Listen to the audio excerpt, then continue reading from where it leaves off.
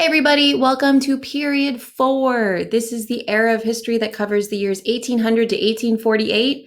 The reasons that the College Board chose these 2 years is 1800 is known as the Revolution of 1800 or the election of Thomas Jefferson, and Period 4 ends with the start of the Mexican-American War.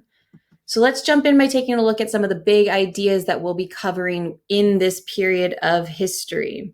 So first off, the big focus on the first half of this era is all about the role and relationship between the federal and state governments. We created, or our founders created, a republic that uses or practices federalism, meaning we have both a federal government and individual state governments. This era of history is really going to put a challenge to the balance of power between the federal government and the state governments. This is also going to be an era of massive demographic changes because our country is growing. The Louisiana Purchase, as well as other treaties and pushes west, are ultimately going to lead to a need to change our economy very quickly. And we're going to see massive economic shifts, especially in the North and the West. We're going to see huge territorial changes as we do start to see more and more of the Americans moving west and pushing the indigenous people out, as well as going to war with many of their different European enemies. And then we'll see other demographic changes, partly due to the fact that we are going to see massive industrialization. So the first industrial revolution is going to hit in the United States of America, and that's going to lead to an increase in immigration, which is going to lead to massive changes in terms of where people are living and what groups are living near each other. As we continue to see all of these changes happen, we're also going to see massive sectionalism. We're going to see an era where we see clear divisions between the beliefs and values and ways of life of those living in the North versus those living in the South versus those living in the West. We're also going to see massive changes in terms of who can vote. For the first time in American history, we're going to see property rights no longer a rule on who is allowed to vote and who isn't. At the same time, we are going to see other groups begin to fight for the right to vote. We're going to start to see the beginning of the women's suffrage movement, as well as the push for abolition, and then therefore the right to vote for all people, no matter their race. While democratic rights will be extended to all white men by the time we get to the end of this period of history, it is not actually going to be extended to everyone. The last sort of bit we're going to focus on are the reform movements of period 4. As America really starts to establish itself as this independent nation that is not just a baby country anymore with its first couple of presidents, but actually is really starting to put in roots and determine what their culture and their literature and all of that is going to look like, they start to also see how can they change American society so that it's better. The first thing we're going to start with, or part 1 of period 4, is what we call Jeffersonian America, or really the first Democratic Republican president. So we're really covering the years 1800 to 1812 in this video. We'll start off with the election of 1800, otherwise known as the Revolution of 1800. And the reason why Thomas Jefferson's election was so revolutionary wasn't because he was Thomas Jefferson. It was because it was the first time we saw a transfer of power from one political party to the next. And while I used to be able to say that wasn't that big of a deal, that most people knew that if your side lost, that is what it is, and you just move on. In 1800, there was a fear that if we shifted from one party to the next, that people would be so upset they'd actually stop listening to the government, and we'd have a full upheaval or overthrow of the U.S. government. But that's not what happened. The people accepted that the Federalists were no longer as powerful or, more importantly, as popular as they once were. More people seemed to align themselves with the beliefs of the Democratic Republicans, and they showed that by electing Thomas Jefferson. When he got elected, he wanted to make sure that everybody still felt protected. And so in his inaugural address, he famously said, "We are all Republicans, we are all Federalists," to again remind Americans that everybody was American.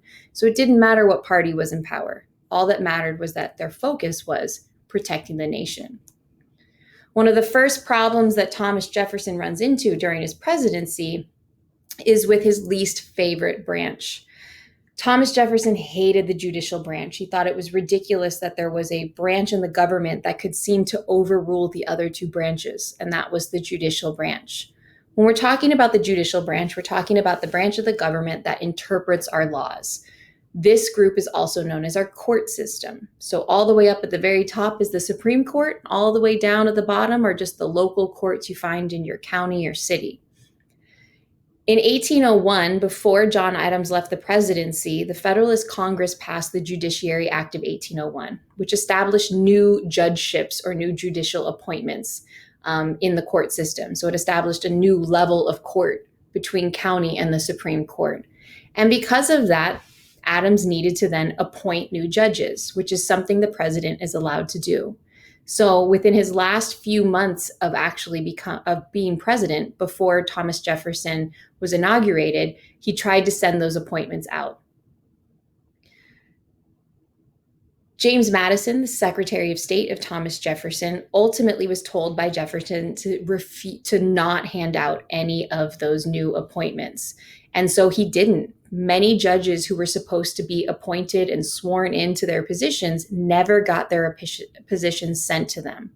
One guy by the name of William Marbury was very upset by that, and he sued Madison because Madison had refused to deliver his commission and refused to give him over his job.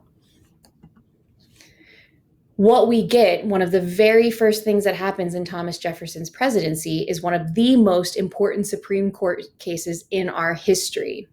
You don't have to remember all of the Supreme Court cases that happened during US history. That's more something you'll have to focus more on in AP Gov, but there are a few you really have to know, and this is one of them. Marbury versus Madison established what is known as judicial review, which just means that the Supreme Court has the power to declare federal laws unconstitutional. Now, you might be thinking to yourself, but isn't that what the Supreme Court is already supposed to do? And you're not wrong. In the Constitution, it was alluded to that the Supreme Court's job was to evaluate and determine if things were constitutional or unconstitutional, but it wasn't super explicit. When the Supreme Court ruled that they had that power, it became their power. The way Marbury versus Madison, the court case, played out was Marbury lost. The Supreme Court ultimately said, yeah, you should have gotten your job. That was super unfair. But all of the laws that existed that gave John Adams the right to be able to create those new judicial positions, that law was unconstitutional. And because that law was unconstitutional, even though it was mean of Madison not to give you your job, it ultimately doesn't matter because that job never was yours to have. And that was what judicial review was. It meant the Supreme Court could look at all of the facts, all of the laws that were put into place to make it so that Marbury could get this position, and ultimately deemed that that was not constitutional. And since that wasn't constitutional, he had no ground to stand on in the court case. In the end, what this really does is it gives extreme power to the Supreme Court. Now, anytime a case is brought to them, they get to determine if it's constitutional or not. And that's what we really look to the Supreme Court to do nowadays. When we look at the Supreme Court, the cases they decide upon become the rule of law for everybody in the country. Once they make a decision, that's it. The only people allowed to overturn their decision is the Supreme Court, which we will see happen later on in our history. Now, going back to Thomas Jefferson as a president, he was hands down the most famous Democratic Republican, as he was the most famous anti-federalist. And for many, many ways in which he was a president, he did show off his Democratic Republican beliefs. He had a very strict interpretation of the Constitution, meaning that if it wasn't explicitly stated in the Constitution, then he didn't believe the government had that power. He believed full-heartedly in a limited federal government, and he also believed in the power of farmers, that he felt that we were predominantly an agrarian society, and therefore farmers should be the ones that are focused on. Any rules or laws or regulations that are put in place should be there to be protecting farmers, since 99% of people living in America at that time were farmers. In terms of what he did to sort of show that in his presidency, he eliminated excise taxes. So he got rid of a lot of the taxes that farmers were being taxed with that had been created by the Federalists. He also helped lower the national debt by helping to balance the budget and eliminate a lot of federal spending. On the other hand, during his presidency, he did quite a bit of things that did not align with his Democratic Republican beliefs, most notably the purchase of the Louisiana Territory. Thomas Jefferson first attempted to just buy New Orleans from France. New Orleans was very important to the United States of America because it provided an outlet right into the Gulf of Mexico. So now that the US had control of the Mississippi River, by having control of New Orleans, there would be a clear outlet from the top of the country to the bottom of the country in terms of trade.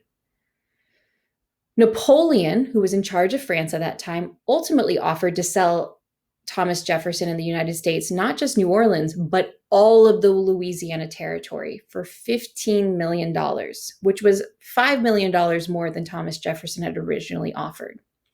Parts of the reasons for Napoleon doing this is because they were losing control of their own colonies with, for example, the Haitian Revolution. And they also were still fighting with England all around the world, but predominantly in Europe. Even though the Constitution did not explicitly give the president the right to do this, Thomas Jefferson ultimately supported the deal and signed off on it. Even though he normally had a very strict interpretation of the Constitution, he ultimately had a loose interpretation in this moment. The Louisiana Purchase ended up being one of the best things he could have done and ultimately made him an insanely popular president during his first term. It doubled the size of the United States of America, which completely supported Thomas Jefferson's vision of us as an agrarian society because it gave a bunch of new farmland for people so people could really, really spread out. It got rid of any threat of France attacking America now that they were no longer in North America. It weakened the Federalist Party because of how popular it was, and it really made people more so like the Democratic Republicans. The other thing to know about the Louisiana Purchase is obviously the expedition of Lewis and Clark, and knowing that they traveled all the way across the United States, what will become the United States, all the way to the Pacific Ocean. By traveling in that direction, it allowed them to begin to map out and investigate ways that they might be able to get territories further west of even the Louisiana Territory.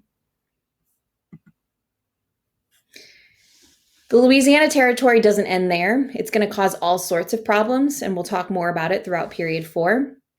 But one thing that it does do is it does, in fact, ruin Aaron Burr's life. Aaron Burr ran against Thomas Jefferson, and he ultimately lost. He should have become the vice president, but they changed the Constitution to make it so that it didn't have to be the loser any longer. Because of that, Burr got really, really upset with what Thomas Jefferson was doing. And he had been a Federalist for a very, very long time. And so he decided to revolt against what he felt Thomas Jefferson was doing and what the Democratic Republicans were doing to the government. The first thing he attempted to do was he attempted to secede New England states from the Union. He wanted New England to become its own independent country because he felt like most Federalists lived there. And if the Federalists weren't going to be listened to in Congress anymore, then they shouldn't have to play around with this new American government. That ultimately did not happen. As we know, after that, Burr ends up killing Hamilton in a duel, and Burr goes on the run so that he doesn't get arrested for killing Alexander Hamilton. He eventually plotted to take part of Mexico from Spain. He also attempted to convince many of the settlers moving west into the Louisiana Territory to unite together and actually claim the Louisiana Territory under their rule. He would be in charge, but they would all come together and control it, and therefore it would no longer be America's. He was eventually put on trial for treason. He was eventually acquitted, and he went off to live the rest of his life, for the most part, pretty alone with his family, and that was it. But that was it for all of his political career. He had been a pretty important statesman up to that point, and after his loss in a New York election, and after his loss of the vice presidency, he really began to try and find ways to really take on the Democratic Republicans in a much more radical way. And in the end, it ultimately did not work out for Aaron Burr. Back to Thomas Jefferson, though. While domestically he was doing really, really well in terms of things like the Louisiana Purchase and eliminating a lot of the national debt, he ran for reelection and he won. He was very, very popular. But one of the big things he ended up having to deal with in his second term was the fact that England and France were constantly attacking US ships. The United States of America attempted to remain neutral, as George Washington had stated in his Neutrality Act. But in the end, as time went on, France and England both began attacking US ships. In 1806, France passed the Berlin Decree, which said that they would seize any ships that were trading with England.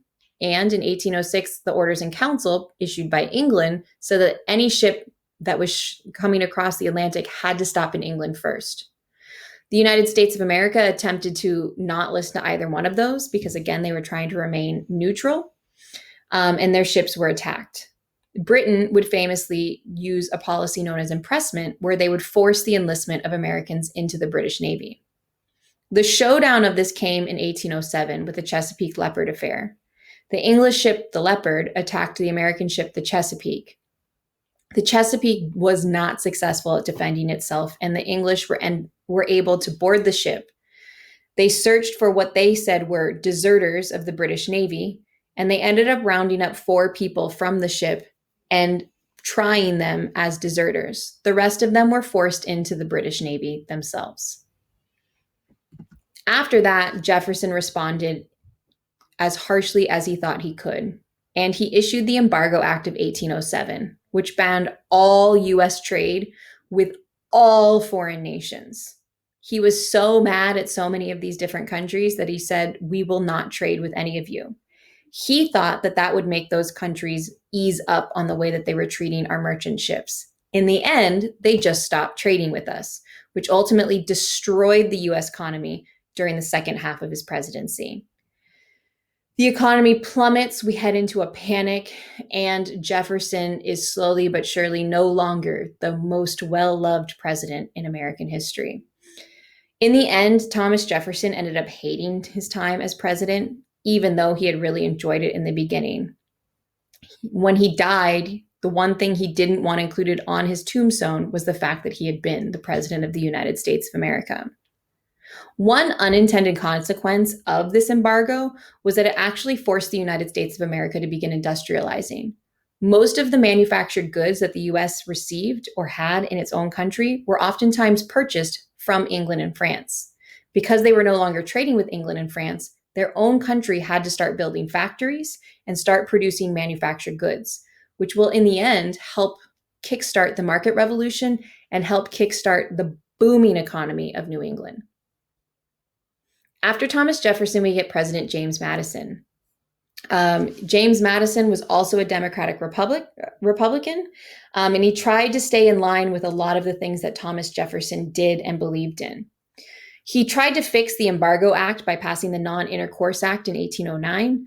What it said was that the United States could trade with anybody except for France and England. That worked for a little bit, but it didn't necessarily fix the economy. So eventually he passed the Makin's Bill number 2, which would end the embargo and would allow the United States again to begin trading with England and France as long as their neutrality was respected and they weren't attacked while on the Atlantic Ocean. The French began to ease up a bit on their treatment of the US ships, but the British did not.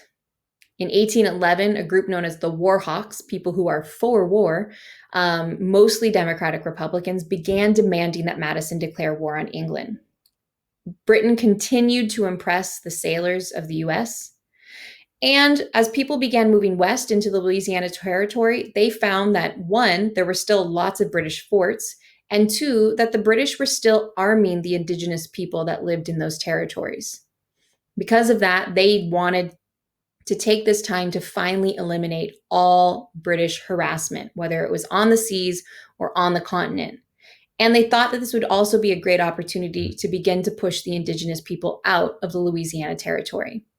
There was also a hope to completely eliminate England from all of North America by pushing England out of Canada as well. In regards to indigenous resistance on the frontier and in that new territory, we saw a new generation of indigenous tribes come up. Tecumseh and the Prophet, two Shawnee brothers, worked together to organize a confederacy of tribes in the Ohio and Mississippi valleys. These tribes were a mix of multiple tribes that were still trying to defend their land from the new and ever-growing American population. I say they were a new generation because they were oftentimes more willing to put aside their different tribal differences to come together to fight against the US. In the end, at a very famous battle, the Battle of Tippecanoe, these two brothers and most of their confederacy was destroyed by the US. A massive US Army force led by the General William Henry Harrison attacked the natives at Tippecanoe and ultimately pushed them out and pushed them further and further west. In the end, it wasn't the last of the major battles between the Americans and the indigenous tribes, but it did push many of the indigenous tribes out of any control over any of the Great Lakes or the massive rivers that they had once had access to, like the Mississippi River. In 1812, James Madison decided to declare war. Again, there were a number of different reasons why war was ultimately declared. Part of it was that natives on the frontier were being armed by England. And while the Americans were definitely still, they outnumbered the indigenous people, the fact that the indigenous groups were armed made it very difficult to handle them. England continued to violate US neutrality on the seas. There was massive pressure in Congress by the war hawks. Americans wanted more land and they wanted American honor protected. They were tired of being shown up by the British along the northern border and western borders. And the Democratic Republicans tended to favor France. They always had. So this was an opportunity to sort of show support for their ally.